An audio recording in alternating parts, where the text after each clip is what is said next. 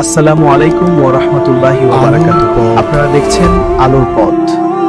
সুপ্রিয় আলোর পথে যাত্রীবৃন্দ, আজ আপনাদের সামনে এমন একজন মানুষের ঘটনা নিয়ে এসেছি যা বলতে আমার হৃদয়ে কম্পন সৃষ্টি হয়। সে এমন একজন মানুষ ছিল যে ছিল অত্যন্ত হতদরিদ্র।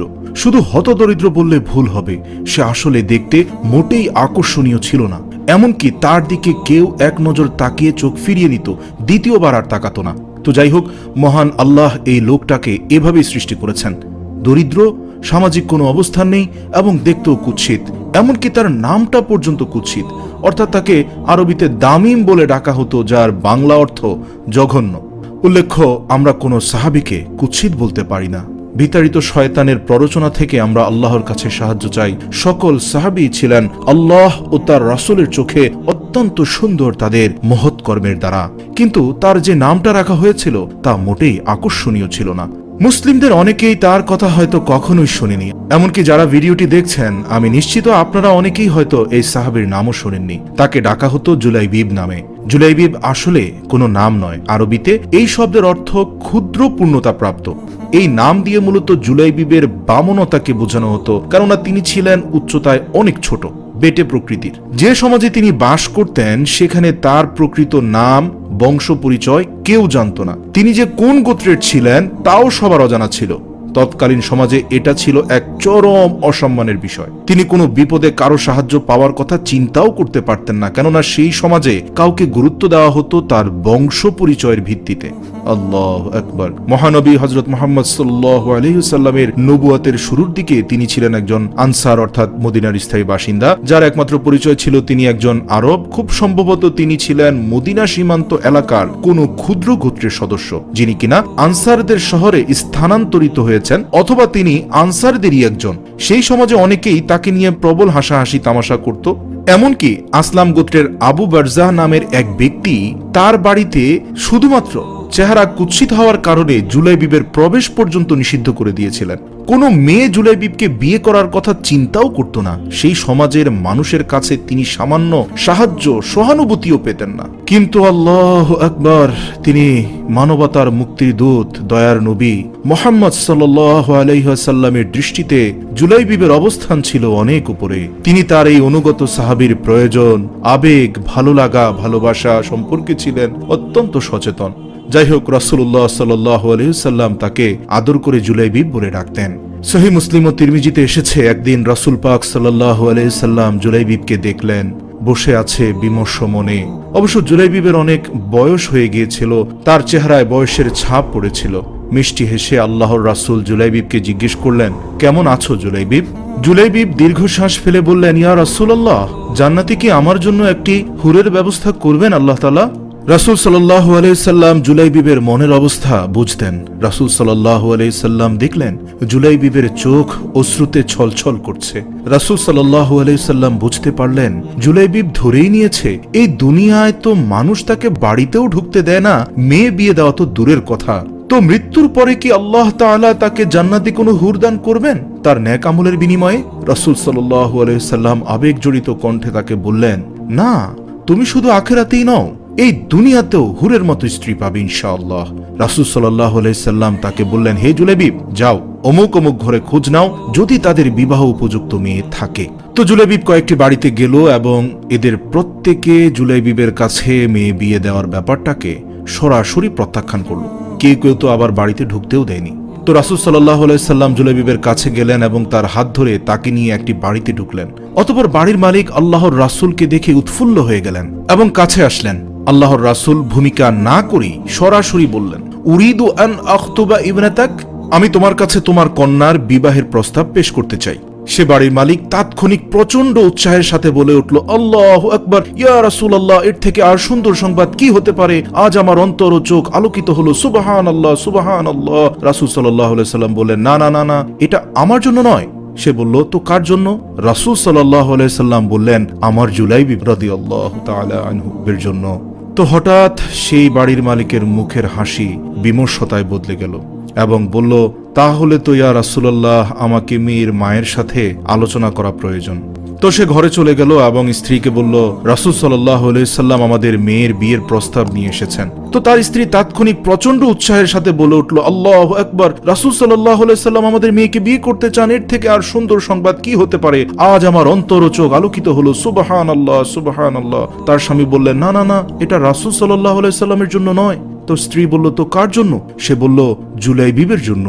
তার স্ত্রী তাৎক্ষণিক বললেন, সুবহানাল্লাহ, আমাদের কাছে তার থেকে কত ভালো মানুষের প্রস্তাব এসেছে, আমরা রিজেক্ট করেছি, কত সম্ভ্রান্ত পরিবারের প্রস্তাব প্রত্যাখ্যান করেছি, আর এখন তুমি বলছো সমাজের নিচু থেকে আরো নিচু স্তরের আর দেখতো কুৎসিতে জুলাইবিবের কাছে মেয়ে দিব? না না, এ তো একেবারেই অসম্ভব একটি প্রস্তাব। প্রস্তাবিত সে যুবতী মেয়ে পাশের রুমে দাঁড়িয়ে বাবা মার কথা শুনছিল। হঠাৎ সে দরজার আড়াল থেকে বের হয়ে আসলো আর বলল, এ আমি কি শুনছি মা? রাসূল সাল্লাল্লাহু আলাইহি সাল্লাম আরেকজন মানুষের পক্ষ হয়ে আমার বিয়ের প্রস্তাব দিচ্ছেন, আর তোমরা আল্লাহর রাসূলের মুখের উপর না বলতে যাচ্ছ?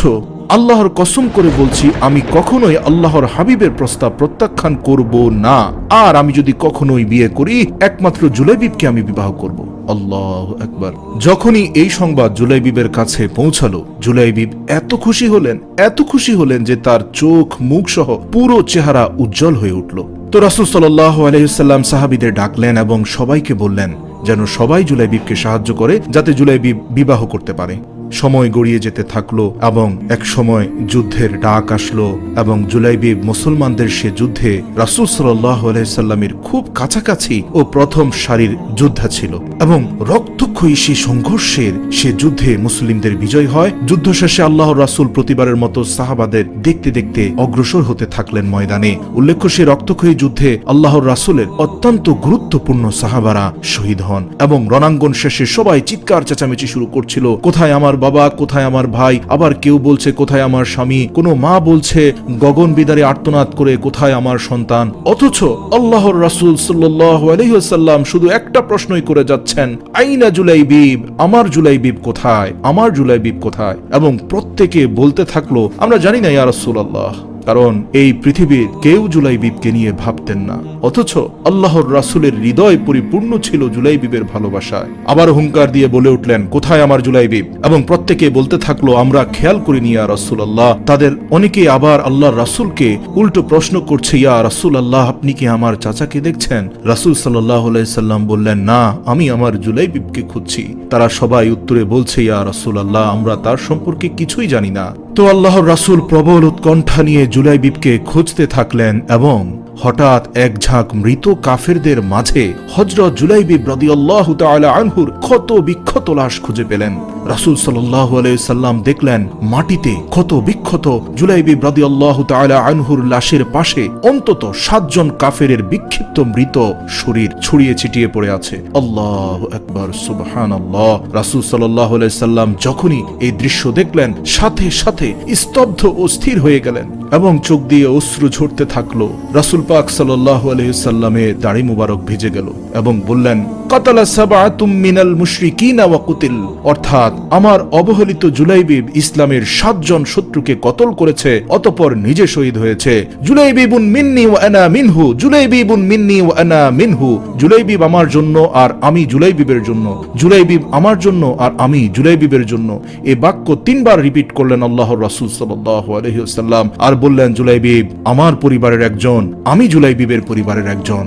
তারপর জুলাইবিবের মাথা রাখার জন্য অন্য কোনো বিছানা ছিল না এই পৃথিবীতে, শুধুমাত্র রাসূল পাকের মোবারক কোল ছাড়া। রাসূল সাল্লাল্লাহু আলাইহি সাল্লাম জুলাইবিবকে প্রবল আবেগে নিজের বাহুতে বহন করলেন এবং অপ্রতিরোধ্য অশ্রুধারা প্রবাহিত হতে থাকলো রাসূল পাকের চোখ জুড়ে। হঠাৎ রাসূল সাল্লাল্লাহু আলাইহি সাল্লামের অশ্রুসিক্ত মুখে হাসি ফুটে উঠল এবং পেছন দিকে ফিরে তাকিয়ে থাকলেন। হাদিসে আছে রাসূল সাল্লাল্লাহু আলাইহি সাল্লাম জুলাইবিবকে খুশি মনে নিজ হাতে কবর দিয়েছিলেন। তখন অবাক সাহাবারা জিজ্ঞেস করলো, ইয়া রাসূলুল্লাহ, আপনি কেন জুলাইবিবের লাশ হাতে থাকা অবস্থায় হঠাৎ কান্না থামিয়ে হাসতে থাকলেন, আর পেছন পানে গভীর দৃষ্টি দিয়ে বা কি দেখছিলেন? আমরা জানতে চাই ইয়া রাসূলুল্লাহ। তখন আল্লাহর রাসূল জবাব দিলেন, আমি কাঁদছিলাম আমার জুলাইবিবের মৃত্যুতে, যাকে কেউ ভালোবাসতো না, কিন্তু আমার হৃদয় জুড়ে ছিল তার মায়া আর ভালোবাসা। তার নিতর দেহ কোলে নেওয়ার সাথে সাথে আল্লাহ আমাকে জুলাইবিবের জন্য নির্ধারিত জান্নাতের স্থানটি দেখাতে লাগলেন। সুবহানাল্লাহ, আমি অনিন্দ্য সুন্দর জান্নাতের স্থানটিতে তাকে স্থির হয়ে হাসি মুখে দাঁড়িয়ে থাকতে দেখলাম, এবং সেখানে হুরুল আইনের একজন স্ত্রী তার দিকে অগ্রসর হচ্ছিল। তো আমি হাসলাম, কারণ সর্বশেষ আমার জুলাইবিব জান্নাতের কাঙ্ক্ষিত সে স্ত্রী পেয়ে গেল, যা সে দুনিয়াতে পায়নি। তো আমি দেখলাম যে প্রবল আবেগে সে তার জান্নাতি স্ত্রীর দিকে দৌড়ে যাচ্ছে, এবং কাছাকাছি আসতেই সে হুরের পায়ের উজ্জ্বল জুতোর উঁচু হিল আমার নজরে আসা মাত্রই আমি চোখ ফিরিয়ে নিলাম, কারণ জুলাইবিবের জান্নাতি স্ত্রীকে দেখার কোনো অধিকার আমি মুহাম্মদুর রাসূলুল্লাহ সাল্লাল্লাহু আলাইহি ওয়াসাল্লামের নেই।